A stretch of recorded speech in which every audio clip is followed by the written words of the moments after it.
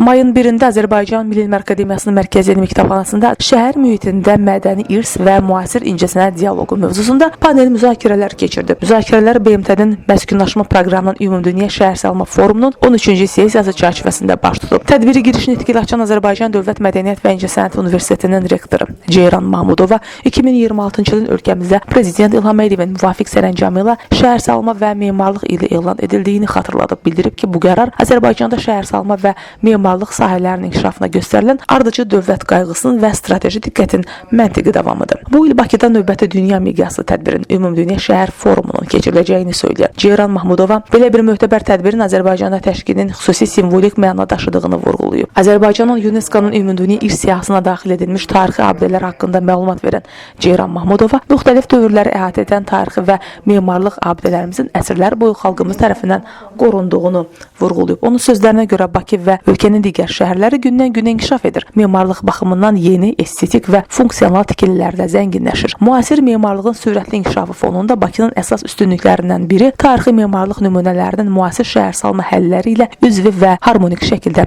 vəhdət təşkil etməsidir. Sonra Azərbaycan Milli Elm Akademiyasının prezidenti akademik İsa Həbibəyli çıxış edərək tədbiri şəhərsalma proseslərinə elmin, mədəniyyətin və incəsənətin töhfəsinə müzakirə edən mühüm platforma kimi dəyərləndirib. Bildirib ki, tədbir ölkə prezidenti İlham Əliyev tərəfindən 2026-cı ilin şəhərsalma və memarlıq ili elan edilməsi çərçivəsində Azərbaycan Dövlət Mədəniyyət və İncəsənət Universitetinin bu sahədəki layiqli elm mədəni hesabatıdır. Amma rəhbəri qeyd edib ki, əhalinin və iş yerlərinin əsasən iri şəhərlərdə cəmləşməsi regionların inkişafına mənfi təsir göstərir. Sənayeləşmənin yalnız regionlarda təşkili isə optimal yanaşma hesab olunmur. O, bu baxımdan balanslı inkişaf modelinin vacibliyinə diqqət çəkərək Azərbaycanın bu sahədə uğurlu nümunə kimi çıxış etdiyini vurğulayıb. Əlavə edib ki, cənab prezidentin regionların inkişafına yönəlmiş proqramları ölkə üzrə balanslaşdırılmış inkişafı təmin edir. Azərbaycanın zəngin memarlıq ənənələrinə malik olduğunu söyləyən AMIA rəhbəri vurğulayıb ki, Prezident İlham Əliyevin müvafiq sərəncamı ilə Əcəmi Naxçıvaninin 900 illiyinin qeyd olunması bu irsə verilən önəmin göstəricisidir. O, həmçinin Heydər Əliyev Mərkəzinin müasir memarlığın